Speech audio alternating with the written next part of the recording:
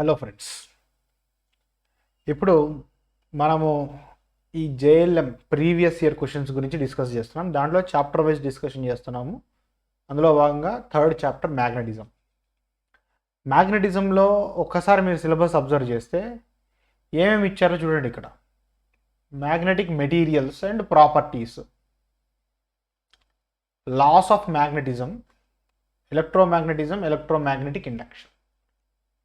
So ఈ basic ఏరియాస్లోనే మనం కాన్సన్ట్రేట్ చేయాల్సి ఉంటుంది, రైట్? ఇప్పుడు ట్రాన్స్కో 2018 క్వశ్చన్ చూడండి. Which of the following magnetic material has maximum magnetic permeability? Permeability అంటే మనకి కండక్టివిటీ, ఎలక్ట్రికల్లో కండక్టివిటీతో సమానం. అంటే ఎంత బాగా మ్యాగ్నెటిక్ ఫ్లక్స్ని అలో చేస్తుంది ఒక మెటీరియల్ అనేది మ్యాగ్నెటిక్ పర్మియబిలిటీ.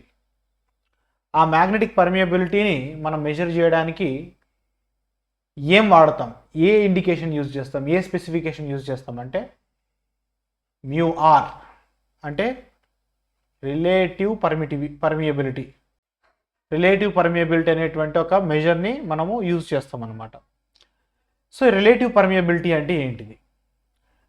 రిలేటివ్ పర్మియబిలిటీ అంటే సింబల్ μr ఈజ్ ఈక్వల్ టు μ/μ0. ఇది గుర్తుపెట్టుకోండి, μ/μ0. μ0 అంటే ఏంటంటే పర్మియబిలిటీ ఆఫ్ ఎయిర్. అర్థమవుతుందా? పర్మియబిలిటీ ఆఫ్ ఎయిర్ అని అంటే గాలి కానీ వ్యాక్యూమ్ కానీ తన ద్వారా మ్యాగ్నెటిక్ ఫ్లక్స్ని ఎంత బాగా అలో చేయగలదు అని మనం మెజర్ చేయగలిగినటువంటి ఒక ప్రమాణమే ఈ పర్మియబిలిటీ అనమాట. సో ఈ μ0 యొక్క వాల్యూ ఎంత ఉంటుందంటే 4π × 10⁻⁻7 హెన్రీ పర్ మీటర్ ఉంటుంది అనమాట. అండ్ ఇది మ్యూ వచ్చేసి permeability of the material under consideration. అంటే ఇప్పుడు నేను ఏ మెటీరియల్ని కన్సిడరేషన్లోకి తీసుకుంటున్నా, సో దాన్ని నేను ఎయిర్ పర్మియబిలిటీతో కంపారిజన్ చేస్తే వచ్చేటువంటి రేషియోనే రిలేటివ్ పర్మియబిలిటీ. అంటే రిలేటివ్ పర్మియబిలిటీ అంటే గాలికి కంపేర్ చేసుకుంటే, ఎయిర్ని స్టాండర్డ్గా తీసుకుంటే, రెఫరెన్స్గా తీసుకుంటే మనకి ఎన్ని రెట్లు ఎక్కువ ఫ్లక్స్ని అది అలౌ చేస్తుంది ఆ మెటీరియల్ అనేది రిలేటివ్ పర్మియబిలిటీ. ఇప్పుడు నాకు ఒక మాట చెప్పండి, నా దగ్గర ఇదొక ఐరన్ టూల్ ఏదో ఉంది. ఇప్పుడు ఫర్ ఎగ్జాంపుల్ ఇది ఒక ఐరన్ స్టీల్ కదా, స్టీల్ ఇది బేసిక్ మైల్డ్ స్టీల్ ఎంఎస్ ఇది.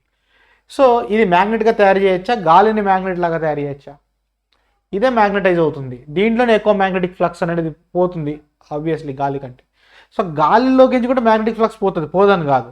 ఇప్పుడు ఆ గాలికి కంపేర్ చేసుకుంటే ఈ మెటల్ రాడ్కి ఎన్ని రెట్లు డిఫరెన్స్ ఉంటుంది, ఆ రెట్లను చూపించేదే రిలేటివ్ పర్మియబిలిటీ అనమాట.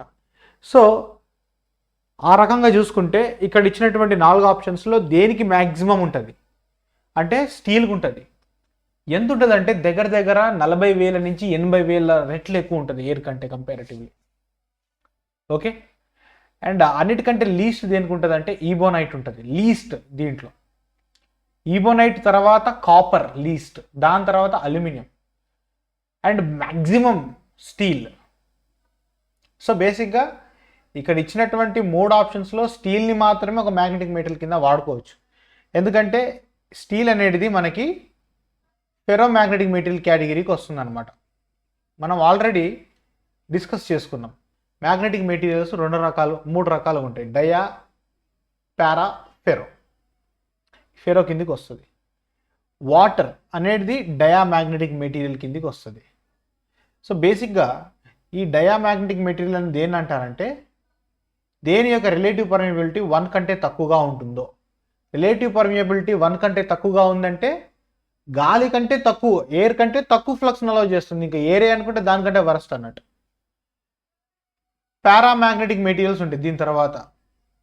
పారామ్యాగ్నెటిక్ మెటీరియల్ అంటే రిలేటివ్ పర్మియబిలిటీ 1 కంటే ఎక్కువ ఉంటుంది, అంటే గాలి కంటే బెటర్ అనమాట. For example aluminium paramagnetic material. Next ferro వస్తుంది. ఫెరో అంటే రిలేటివ్ పర్మియబిలిటీ గ్రేటర్ దెన్ 1 కానీ చాలా పెద్దగా ఉంటుంది వాల్యూ, అంటే చాలా powerful.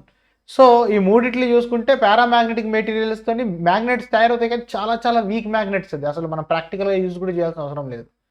ఫెరోతోనే strong magnets, actual magnets అనేవి తయారవుతాయి అన్నమాట.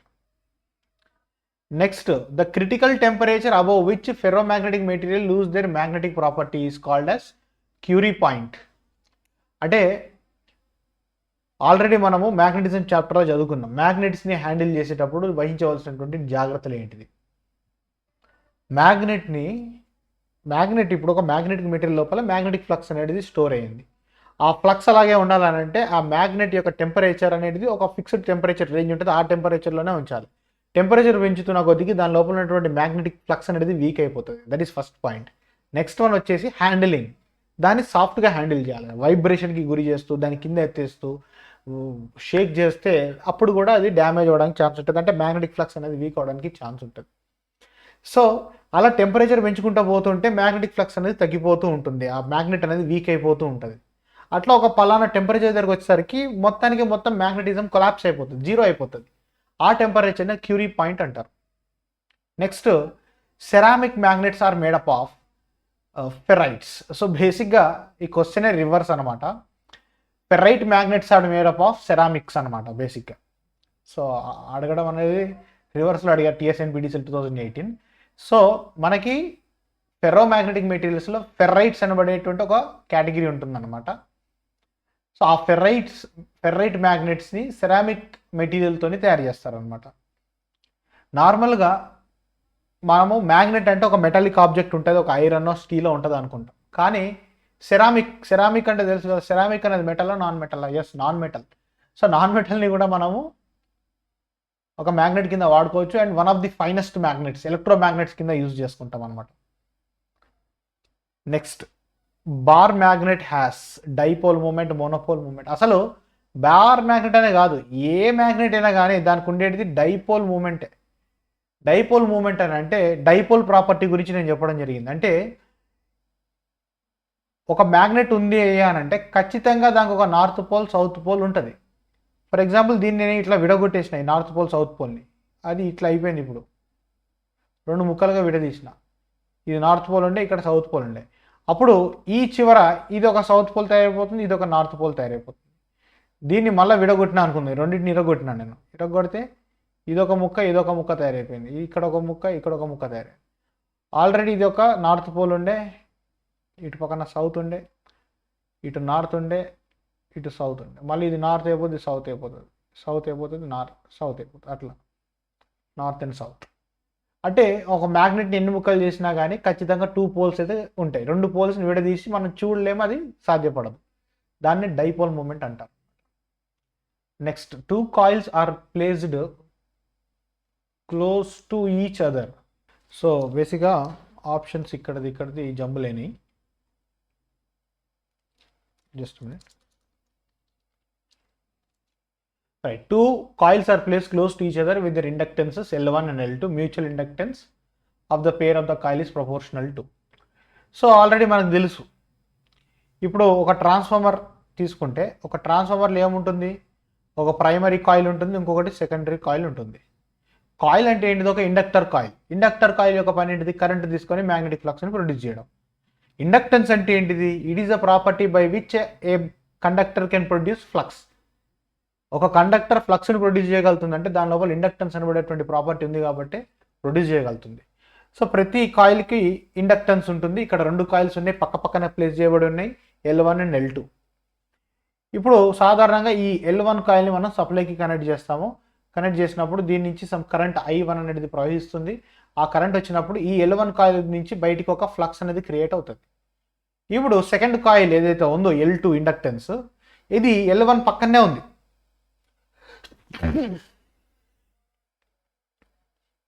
L1 పక్కనే ఉంది. అండ్ ఈ L1కి ఇచ్చినటువంటి సోర్స్ ఎటువంటిది, ఆల్టర్నేటింగ్ కరెంట్ సోర్స్. అంటే ఏసీ సోర్స్. కరెంట్ వాల్యూ ఎప్పుడు కాన్స్టెంట్గా ఉండదు, మారుతూ ఉంటుంది. కరెంట్ చేంజ్ అవుతూ ఉంటుంది, ఒకసారి పెరుగుతుంది, 0 అవుతుంది, నెగిటివ్ అవుతుంది, మళ్ళీ పెరుగుతుంది, తగ్గుతుంటుంది, అలా జరుగుతుంటుంది. సో దాని నుంచి ప్రొడ్యూస్ అయిన ఫ్లక్స్ కూడా అట్లే కాన్స్టెంట్గా ఉండకుండా మారుతూ ఉంటుంది, ఫ్లక్స్ వాల్యూ చేంజ్ అవుతూ ఉంటుంది. సో ఈ సెకండ్ కాయిల్కి ఫస్ట్ కాయిల్ నుంచి మ్యాగ్నెటిక్ ఫ్లక్స్ వచ్చి టచ్ అవుతుంది, లింక్ అవుతుంది. ఆ లింక్ అవుతున్నటువంటి ఫ్లక్స్ కూడా పెరగడం, తగ్గడం ఇదంతా జరుగుతుంది కదా.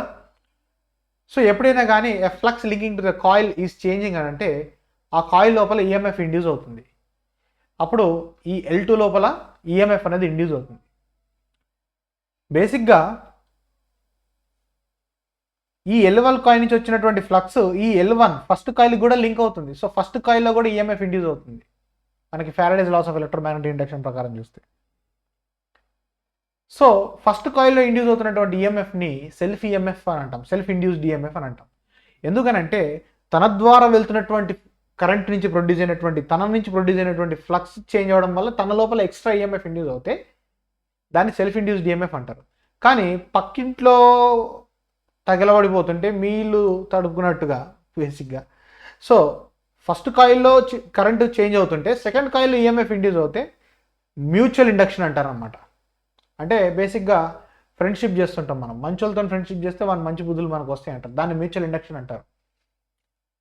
సో ఆ మ్యూచువల్ ఇండక్టెన్స్ ఎంత ఉంది ఇప్పుడు ఈ రెండు కాయిల్స్, ఈచ్ కాయిల్కి ఇండక్టెన్స్ ఉంది L1 అండ్ L2 అనేది చెప్పేది ఒక ఫ్యాక్టర్ ఉంటుందన్నమాట. దాన్ని ఏమంటారంటే M. సో ఈ మ్యూచువల్ ఇండక్టెన్స్ అనేది ఎప్పుడైనా కానీ మ్యాక్సిమం ఎంత ఉండొచ్చు అంటే K times of L1 L2 under root L1 into L2. ఇది ఫార్ములా అనమాట. ఈ K ఏదైతే ఉందో దీన్ని ఏమంటారు, కోఎఫిషియంట్ ఆఫ్ మ్యాగ్నెటిక్ కప్లింగ్ అంటారన్నమాట. కోఎఫిషియంట్ ఆఫ్ మ్యాగ్నెటిక్ కప్లింగ్ అంటారన్నమాట. సో మ్యాక్సిమం కప్లింగ్ ఉంది, బెస్ట్ కప్లింగ్ ఉంది అని అంటే K ఈజ్ ఈక్వల్ టు 1 అంటారన్నమాట. కప్లింగ్ అంటే బేసిక్గా ఈ రెండు కాయిల్స్ మధ్యలో ఫ్లక్స్ లింకేజెస్ ఎంత స్ట్రాంగ్గా ఉన్నాయి అంటే బేసిక్గా ఈ రెండు కాయిల్స్ ఎంత క్లోజ్గా ఉన్నాయని అనమాట. So for example K is equal to 1 అనుకుందాం. మ్యాక్సిమం వాల్యూ M అనేది K ఈక్వల్ టు 1 ఉన్నప్పుడు వస్తుంది. అప్పుడు M is equal to K times of under root L1 into L2 అయిపోతుంది అనమాట. So mutual inductance of the coil is proportional to under root L1 into L2. దానికి directly proportional అనమాట. Magnetism of a magnet cannot be destroyed by heating ద్వారా destroy అవుతుంది, hammering ద్వారా destroy అవుతుంది, cooling ద్వారా maybe destroy అవ్వచ్చు, by inductive action of another magnet. ఇంకొక మ్యాగ్నెట్ని తీసుకొచ్చి ఆ మ్యాగ్నెట్ పక్కన పెడితే ఆ మ్యాగ్నెట్ స్ట్రాంగ్ అవుతుంది కానీ అది డిస్ట్రాయ్ అవ్వడానికి అయితే ఛాన్స్ లేదు. సో ఆప్షన్ C అనేది right answer. Magnitude of force acting on a current carrying conductor placed in a magnetic field is independent of. So force is equal to VIL sin theta. Magnetic ఫీల్డ్లో place చేయబడ్డటువంటి current మీద force act అవుతుంది. ఇది ఏం principal, ఇది Lorenz లా. దీన్నే మనం DC motor principal కింద కూడా చెప్తామని చెప్పాం కదా ఆల్రెడీ. అంటే ఎప్పుడైనా కానీ ఒక కరెంట్ని క్యారీ చేస్తున్నటువంటి కండక్టర్ని తీసుకొచ్చి మ్యాగ్నెటిక్ ఫీల్డ్లో కూర్చోబెడితే ఆ కండక్టర్ అనేది తిరగడం స్టార్ట్ అవుతుంది, దాని మీద ఫోర్స్ యాక్ట్ అవుతుంది. ఆ ఫోర్స్ అనేది నువ్వు అక్కడ ప్లేస్ చేసినటువంటి మ్యాగ్నెటిక్ ఫీల్డ్ డెన్సిటీ ఎంత B, ఆ కండక్టర్ నుంచి ఎంత కరెంట్ పోతుంది I, అండ్ ఆ కండక్టర్ యాక్టివ్ లెంత్ ఎంత అంటే ఎంత కండక్టర్ లెంత్ అనేది యాక్చువల్గా ఫ్లక్స్లో ఉన్నది అనే దాని మీద డిపెండ్ అవుతుంది అనమాట. సో ఇక్కడ చూసుకుంటే ఈజ్ ఇండిపెండెంట్ ఆఫర్ అంటున్నాడు, ఫ్లక్స్ డెన్సిటీ పైన డిపెండ్ అవుతుంది. సో ఇది ఆన్సర్ కాదు. లెంత్ ఆఫ్ ద కండక్టర్ మీద డిపెండ్ అవుతుంది, ఇది ఆన్సర్ కాదు. Current flowing through the conductor మీద డిపెండ్ అవుతుంది, ఆన్సర్ కాదు. Cross section area of the conductor, ఇది right answer.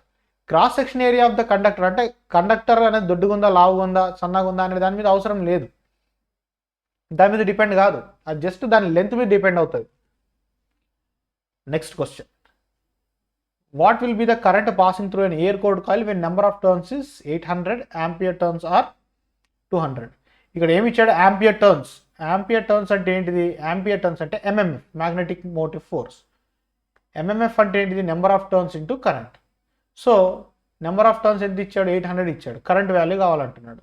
So I is equal to ఏమైపోతుంది, MMF బై N. MMF ఎంత అంట 3200 అని ఇచ్చిండు. 3200 బై 800 చేస్తే ఏమైపోతుంది, 4 ఆంపియర్స్ అయిపోతుంది. అంటే ఆప్షన్ B అనేది రైట్ ఆన్సర్ అయిపోతుంది. నెక్స్ట్ క్వశ్చన్ చూడండి, TS/NPTEL 2018. So number of turns, area, current of an AC circuit is doubled, then the new inductance will be అని అడుగుతున్నాడు. సో ఇండక్టెన్స్ వాల్యూ అడుగుతున్నాడు ఇక్కడ, రైట్. సో అసలు ఇండక్టెన్స్ వాల్యూ ఫార్ములా అనేది మనకు తెలియాలి. సో ఇండక్టెన్స్ అంటే ఏంటిది, ఫ్లక్స్ ప్రొడ్యూసింగ్ కెపాసిటీ అని చెప్పాను కదా. So flux linkages for current అనేది ఇండక్టెన్స్ యొక్క ఫార్ములా. ఫ్లక్స్ లింకేజెస్ అంటే ఏంటిది, ఇట్లా లాంబ్డా బై కరెంట్ I అని చెప్తాం అనమాట. లాంబ్డా అంటే ఏంటిది, ఫ్లక్స్ లింకేజెస్ అంటే ఏంటి, N ఇంటూ 5, ఇది flux linkages by current I. ఇది ఇండక్టెన్స్ యొక్క ఫార్ములా. దీంట్లో ఫ్లక్స్ ఫై అంటే మనం మ్యాగ్నెటిక్ సర్క్యూట్స్ నుంచి ఎంఎంఎఫ్ బై రిలక్టెన్స్ అని కూడా మనం రాయొచ్చు. ఎంఎంఎఫ్ అంటే ఏంటిది? ఇప్పుడే చూసినాం, N into I, turns into current అనేది ఎంఎంఎఫ్. రిలక్టెన్స్ అంటే ఏంటిది? మనకి రెసిస్టెన్స్ ఎట్లనో మ్యాగ్నెటిక్ సర్క్యూట్స్లో రిలక్టెన్స్ ఎట్లా. మనకి రెసిస్టెన్స్ అంటే ఏమని రాస్తాం? రో ఎల్ బై ఏ అని చెప్పి రాస్తాం కదా. ఓకే, సో అదే రకంగా రిలక్టెన్స్ని ఏం చేస్తామనంటే సేమ్ అదే ఎల్ బై ఏ ఉంటుంది, కాకపోతే ఇక్కడ రో బదులు 1/μ అని చెప్పి రాస్తాం. ఎందుకంటే అక్కడ రో అంటే రెసిస్టివిటీ, ఇక్కడ మ్యూ అంటే పర్మియబిలిటీ, అంటే ఈక్వల్ టు కండక్టివిటీ అనమాట. ఓకే, సో ఇదేమైపోతుంది? N into I into mu into A by L అయిపోతుంది. దట్ ఈస్ ఫ్లక్స్ వాల్యూ అనమాట, ఫ్లక్స్ వాల్యూ. ఆ ఫ్లక్స్ వాల్యూ తీసుకుపోయి పైన సబ్స్టిట్యూట్ చేసేస్తే అప్పుడు మనకి ఏమొస్తుంది? n² into A into mu by L వస్తుంది. ఎందుకంటే కరెంటు పైన కింద కట్ అయిపోతాయి అనమాట. సో ఓవరాల్గా మనకి this is the inductance value అనమాట. సో ఇండక్టెన్స్ అనేది n² అంటే number of turns square and cross section area of that conductor into mu value divided by length of the conductor మీద డిపెండ్ అవుతుంది. ఇక్కడ వాడు ఏమన్నాడు? టర్న్స్ని డబల్ చేసామని అన్నాడు. ఫస్ట్ టర్న్స్ని ఏం చేశాడు? డబల్ చేశాడు, 2 times n చేశాడు. ఏరియా కూడా డబల్ అయిపోయింది, 2 times ఆఫ్ ఏరియా. కరెంట్ని కూడా డబల్ చేసాడు, కానీ ఇండక్టెన్స్ అనేది కరెంట్ మీద డిపెండ్ కావట్లేదు. Number of turns square into A into mu by L. So current మీద మనకి అవసరం లేదు. ఇప్పుడు టర్న్స్ డబుల్ అయినాయి అని అంటే కండక్టర్ లెంత్ కూడా డబుల్ అయినట్టే కదా. ఫర్ ఎగ్జాంపుల్, నా దగ్గర ఒక మీటర్ వైర్ ఉంది. 1 మీటర్ వైర్తో నేను ఒక 10 చుట్లు చుట్టిన. ఇప్పుడు నేను 20 చుట్లు చేయాలంటే మీటర్ వైర్ లెంత్ ఎంత తీసుకోవాలి? 2 మీటర్లు తీసుకోవాలి. సో వాడు అక్కడ చెప్పకపోయినా కూడా లెంత్ కూడా డబుల్ అయిపోయినట్టు మీనింగ్ అనమాట. సో ఇవన్నీ ఫార్ములాస్ ఇందులో వాల్యూస్ అన్ని దీనిలో సబ్స్టిట్యూట్ చేద్దాం. సో లెంత్ ఏమైపోయింది? 2n అయిపోయింది. ఏరియా ఏమైపోయింది? 2a అయిపోయింది బై మ్యూ బై లెంత్ ఏమైపోయింది? 2l అయిపోయింది. 2 క్యాన్సల్, 2² ఏమైపోయింది? 4. So 4 into n² mu by L. So mu A by L. So మనకి ఏమైపోయింది? 4 times పెరిగిపోయింది. ఇండక్టెన్స్ అనేది 4 times పెరిగింది, 4 times the former. What will be the current passing 4 amperes? ఇది ఇప్పుడు ఇందాక చేసినాం already. The value of induced EMF in an electromagnetic circuit is given by options. So value of induced EMF in an electromagnetic circuit is given by option 3. E is equal to minus n d phi by dt. ఈ minus అనేది Lenz law అని indicate చేస్తుంది, ఇది మనకు తెలిసిందే. Next, the law which states that induced EMF always opposes the very cause of it was discovered by Lenz law. ఇదే అనమాట Lenz లా నేను చెప్పింది. అంటే లెంజ్ లా ఏం చెప్తారని అంటే, ఇప్పుడు మనకి changing flux d phi by dt అంటే ఏంటిది? టైం ప్రకారం చేంజ్ అవుతున్నటువంటి ఫ్లక్స్, కాన్స్టెంట్గా లేని ఫ్లక్స్ అనేది ఒక కండక్టర్ మీద లింక్ అవుతే, అంటే n నెంబర్ ఆఫ్ టర్న్స్ కలిగినటువంటి ఒక కండక్టర్ మీద లింక్ అవుతే ఆ కండక్టర్లో ఈఎంఎఫ్ E అనేది ఒక ఈఎంఎఫ్ ఇండ్యూస్ అవుతుంది. అండ్ ఆ ఈఎంఎఫ్ యొక్క పొలారిటీ ఎట్లుంటుంది? మైనస్ ఉంటుంది. అంటే ఏదైతే దాన్ని ప్రొడ్యూస్ చేస్తుందో ఆ వోల్టేజ్ని అపోజ్ చేసే డైరెక్షన్లో ఈ ఈఎంఎఫ్ అనేది ప్రొడ్యూస్ అవుతుంది. ఇది ఒకసారి అర్థం చేసుకోవడానికి ఒకసారి చూడండి. ఇప్పుడు ఇది ఒక కాయిల్ ఉన్నది. ఓకే, ఇది ఒక కాయిల్ ఉన్నది. ఈ కాయిల్కి నేను ఒక ఏసీ సోర్స్ని కనెక్ట్ చేశాను. చేస్తే ఏమొచ్చింది? ఒక ఏసీ కరెంట్ అనేది ఈ కాయిల్ ద్వారా ప్రవహిస్తుంది. అప్పుడు కరెంట్ అనేది కాయిల్ నుంచి వెళ్ళినప్పుడు ఏమవుతుంది? కాయిల్ నుంచి ఒక ఫ్లక్స్ అనేది ప్రొడ్యూస్ అవుతుంది. ఇప్పుడు ఆ ఫ్లక్స్ ఏం చేస్తుంది? అదే కాయిల్కి టచ్ అవుతుంది, అంటే అదే కాయిల్కి లింక్ అవుతుంది. సో దాని నుంచి ప్రొడ్యూస్ అయినటువంటి ఫ్లక్స్తోనే అది లింక్ అయ్యి ఉన్నది. ఇప్పుడు మనకి ఫారడేస్ లా ప్రకారము ఎప్పుడైనా కానీ ఒక కండక్టర్కి టచ్ అవుతున్నటువంటి ఫ్లక్స్ అనేది చేంజ్ కావాలి, దాని వాల్యూ చేంజ్ కావాలి. ఇప్పుడు కండక్టర్కి టచ్ అవుతున్నటువంటి ఫ్లక్స్ చేంజ్ కావాలంటే రెండు రకాలుగా చేయొచ్చు. ఒకటి, ఫస్ట్ ఒకవేళ నువ్వు ఒక మ్యాగ్నెట్ ద్వారా ఫ్లక్స్ ప్రొడ్యూస్ చేస్తున్నావు అనుకోండి. ఫర్ ఎగ్జాంపుల్, నా చెయ్యి ఇదొక మ్యాగ్నెట్ అనుకుందాం. ఫర్ ఎగ్జాంపుల్ ఇదొక మ్యాగ్నెట్ అనుకుందాం. ఈ మ్యాగ్నెట్ నుంచి ఫ్లక్స్ బయటకు వస్తుంది. ఇదొక కండక్టర్. ఇప్పుడు ఈ మ్యాగ్నెట్ నుంచి వచ్చేటువంటి ఫ్లక్స్ ఈ కండక్టర్కి టచ్ అవుతుంది, లింక్ అవుతుంది. ఇప్పుడు ఈ కండక్టర్ మీద లింక్ అవుతున్నటువంటి కండక్టర్స్ ఫ్లక్స్ని నేను చేంజ్ చేయాలంటే మూవ్ చేయాలి. ఈ కండక్టర్ని ఫ్లక్స్నో దేన్నో ఒకదాన్ని మూవ్ చేయాలి. అప్పుడు ఈ కండక్టర్కి లింక్ అవుతున్నటువంటి ఫ్లక్స్ వాల్యూ చేంజ్ అవుతుంది కదా. ఫ్లక్స్ చేంజ్ అయినప్పుడు దీని లోపల ఈఎంఎఫ్ ఇండ్యూస్ అవుతుంది. దాన్ని ఏమంటారంటే డైనమికల్ ఇండ్యూస్డ్ ఈఎంఎఫ్. మోటార్స్లో, మెషిన్స్లో, జనరేటర్స్లో వాడేది అదే ప్రిన్సిపల్. నెక్స్ట్ ఇంకొక టెక్నిక్ ఉంది, స్టాటికల్ ఇండ్యూస్డ్ ఈఎంఎఫ్, అంటే కదలకుండా ఈఎంఎఫ్ ఇండ్యూస్ చేసుకోవడం. అంటే ఈ కండక్టర్ నుంచి వెళ్తున్నటువంటి ఫ్లక్స్ ఏదైతే ఉందో, కరెంట్ వెళ్తుందో, ఆ కరెంటే మారుతుంది అనుకోండి, ఏసీ కరెంట్ లాగా, దాని నుంచి ప్రొడ్యూస్ అయినటువంటి ఫ్లక్స్ కూడా మారుతుంటుంది. నువ్వు ఫిజికల్గా మార్చకపోయినా కూడా ఆటోమేటిక్గా ఫ్లక్స్ నేచరే చేంజింగ్ నేచర్. ఆ ఫ్లక్స్ ఇదే కండక్టర్కి లింక్ అవుతుంది కాబట్టి ఈ కండక్టర్లోనే ఒక కొత్త ఈఎంఎఫ్ ఇండ్యూస్ అవుతుంది. ఇప్పుడు ఈ కొత్త ఈఎంఎఫ్ ఎట్లా ఉంటుంది అని అంటే ఆపోజిట్ డైరెక్షన్లో యాక్ట్ అవుతుంటుంది అనమాట. అంటే ఈ మెయిన్ కరెంట్ని డ్రైవ్ చేసే మెయిన్ వోల్టేజ్ ఏంటిది వి. సో ఆ ఈఎంఎఫ్ ఈ ప్రొడ్యూస్ కావడానికి కారణమైనటువంటి వి వోల్టేజ్కి ఆపోజిట్గా ఉంటుంది. దట్ ఈస్ లెంజ్ లా అనమాట. Next last question, in hysteresis cycle the value of H needed to make the intensity of magnetization 0. So the spelling mistake, intensity of magnetization 0 is called as coercive force B. ఒకసారి ఇది అర్థం చేసుకోవడానికి BH curve value, ఒక BH కర్వ్ని తీసుకుందాం. BH curve అంటే ఏంటంటే, ఇప్పుడు ఒక మ్యాగ్నెటిక్ మెటీరియల్ ఉంది నా దగ్గర, ఇది ఒక మ్యాగ్నెటిక్ మెటీరియల్, ఒక ఐరన్ బార్ అనుకుందాం, అది ఇంకా మ్యాగ్నెట్ కాదు. దీన్ని మ్యాగ్నెట్ చేయాలంటే నేను ఏం చేయొచ్చు, దీనికి ఒక కాయిల్ వైండింగ్ ఇచ్చేసి ఒక పవర్ సప్లై ఇచ్చేసి దీని ద్వారా కరెంట్ ప్రవహింపజేసింది అనుకోండి, అప్పుడు ఏమవుతుంది, అదొక మ్యాగ్నెట్ లాగా మారిపోతుంది. సో నేను ఏం అప్లై చేస్తున్నాను, దాని మీద మ్యాగ్నటైజేషన్ అప్లై చేస్తున్నాను, ఫోర్స్ ఆఫ్ మ్యాగ్నటైజేషన్ అప్లై చేస్తున్నాను. దేని ద్వారా, కరెంట్ ద్వారా మ్యాగ్నటైజేషన్ ఫోర్స్ అప్లై చేస్తున్నాను. సో దాన్ని ఎక్స్ యాక్సిస్ మీద తీసుకుంటాను. H is directly proportional to current. అంటే నువ్వు ఎంత కరెంట్ పంపిస్తుంటే అంత మ్యాగ్నటైజింగ్ ఫోర్స్ పంపిస్తున్నావు అన్నట్టు. ఓకే, నువ్వు కరెంటు కాయిల్ ద్వారా మనము మ్యాగ్నటైజింగ్ కరెంట్ పంపిస్తుంటే ఆ లోపల ఉన్నటువంటి ఆ బార్ మ్యాగ్నెట్ ఏదైతే ఉందో అది ఎంత ఫ్లక్స్ని స్టోర్ చేసుకుంటుంది అనేది దాని యొక్క flux density B, that is directly proportional to flux. So ఇనీషియల్గా కరెంట్ జీరో, ఈ మెటీరియల్ లోపల ఫ్లక్స్ కూడా జీరోనే. ఇప్పుడు కరెంట్ పెరుగుతుంది, ఆ మెటీరియల్ లోపల ఫ్లక్స్ వాల్యూ పెరుగుతుంది, రైట్. ఇప్పుడు నేను ఏం చేస్తున్నానంటే ఈ కాయిల్ లోపల ఉన్నటువంటి కరెంట్ని జీరో చేస్తున్నాను. కరెంట్ని జీరో చేస్తే ఫ్లక్స్ కూడా జీరో కావాలనుకుంటాం, బట్ యాక్చువల్గా ఒక్కసారి నువ్వు మ్యాగ్నటైజ్ చేసి నువ్వు కరెంట్ని తీసేసిన తర్వాత ఫ్లక్స్ జీరో కాదు, ఫ్లక్స్ అనేది కొంత వాల్యూ స్టోర్ అవుతుంది. దీన్ని ఏమంటారంటే రెసిడ్యువల్ ఫ్లక్స్ అంటారు అన్నమాట. రెసిడ్యువల్ ఫ్లక్స్ అంటే కరెంట్ రిమూవ్ చేసిన తర్వాత కూడా మిగిలిపోయినటువంటి ఫ్లక్స్ని రెసిడ్యువల్ ఫ్లక్స్ అంటారు.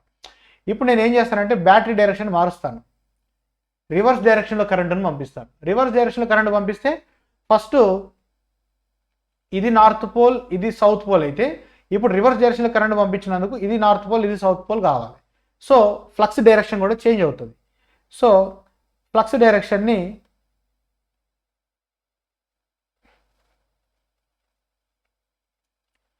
చేంజ్ చేయాలి. కానీ నేను రివర్స్ డైరెక్షన్లో ఫ్లక్స్ అప్లై చేసినప్పటికీ ఫ్లక్స్ అనేది స్టిల్ పాజిటివ్గా ఉన్నది. చూడండి, కొంతసేపటి తర్వాత ఫ్లక్స్ జీరో అయిపోయింది, ఇక్కడ జీరో అయిపోయింది. ఇప్పుడు నేను ఏం చేస్తున్నాను, రివర్స్ డైరెక్షన్లో కరెంట్ అప్లై చేస్తున్నాను, రివర్స్ కరెంట్ ఇది -I, ఇది -I. కానీ కొంతసేపటి తర్వాత కరెంట్ అనేది జీరో అయిపోయింది, ఆ తర్వాతనే ఫ్లక్స్ నెగిటివ్ అయిపోయింది, ఇది మైనస్ ఫ్లక్స్. మళ్ళీ కరెంట్ జీరో చేసిన తర్వాత నెగిటివ్ డైరెక్షన్లో స్టోర్ అవుతుంది, తర్వాత ఈ విధంగా ఉంటుంది. సో ఈ ఎక్స్ట్రా కరెంట్ ఏదైతే ఉందో, నేను కరెంట్ని రివర్స్ చేసిన వెంటనే ఫ్లక్స్ అనేది రివర్స్ కాలే, ఆల్రెడీ తన లోపల స్టోర్ అయ్యి ఉన్నటువంటి పాజిటివ్ ఫ్లక్స్ని నల్లిఫై చేసి ఆ తర్వాత నెగిటివ్ డైరెక్షన్లో కరెంట్ ఫ్లక్స్ మూవడం అనేది స్టార్ట్ అయింది. సో ఆ ఎక్స్ట్రా కరెంట్ ఏదైతే ఉందో దాన్ని ఏమంటారంటే కోఎర్సివ్ ఫోర్స్ అంటారన్నమాట. కోఎర్సివ్ ఫోర్స్ అని అంటే the value of H needed to make the intensity of magnetization 0.